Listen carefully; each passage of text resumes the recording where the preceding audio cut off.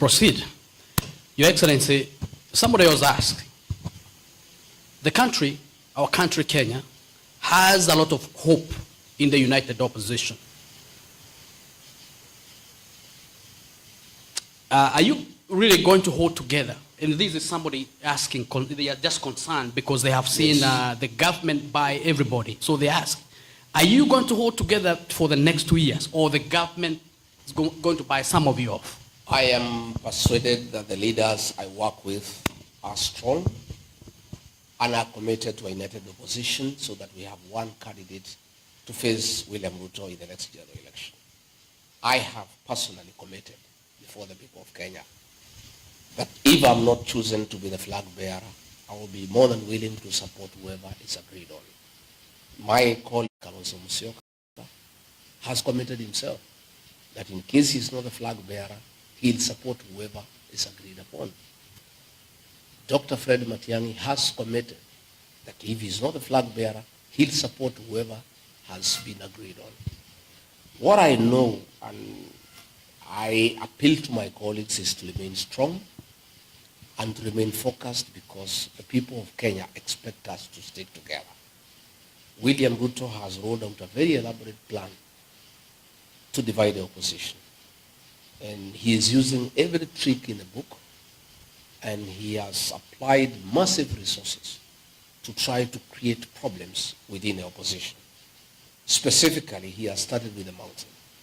He would want a situation where he divides the mountain, because the mountain vote, by sheer size, is very decisive in who becomes president and who doesn't become president. And since he is aware that the mountain has decided it will not support him, he would like to divide the mountain. We are aware of schemes to form political parties within the mountain to come and rival the DCP, which is the party of choice in the area. We are aware that he is trying to introduce a third force by funding leaders who appear like they are opposed to him, but you start wondering where they are getting money all of a sudden to start dishing around in the country.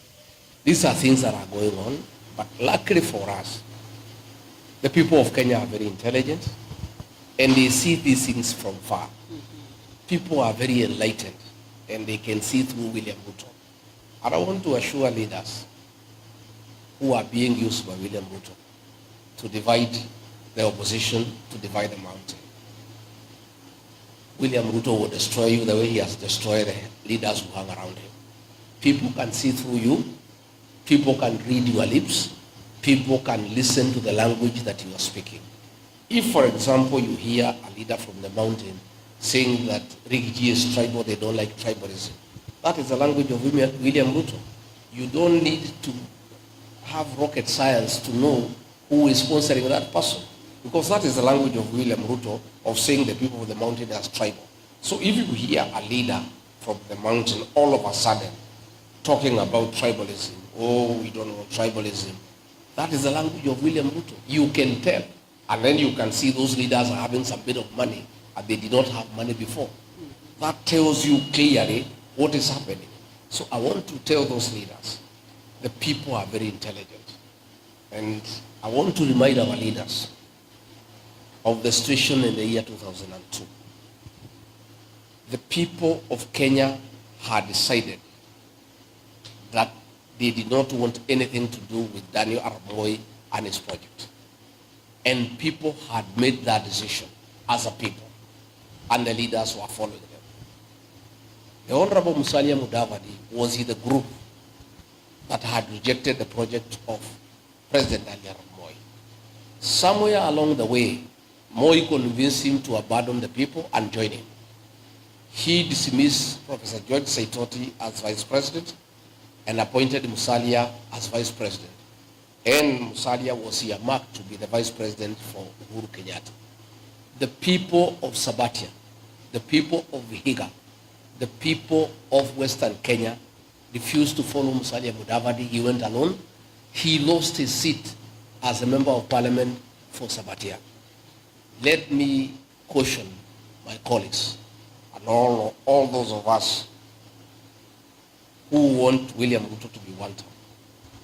The mood in the country today as we speak any of my colleagues will abandon the one-term movement at the behest of President William Ruto for the purposes of financial gain or promises or positions, that he'll go alone and he will not go with the people. And he or she will be isolated. That is what I know. But I'm happy talking to my colleagues this morning, because all of us are concerned about the machinations of William Ruto. All of them are steadfast and they have committed, they will stick to the course and they will not let the people of Kenya down. Thank you so much, Your Excellency, for your time and answering our questions and even finding time to come and be with us here in the Midwest. But before you go, we want to ask you the last one. Why one term? If you answer that one,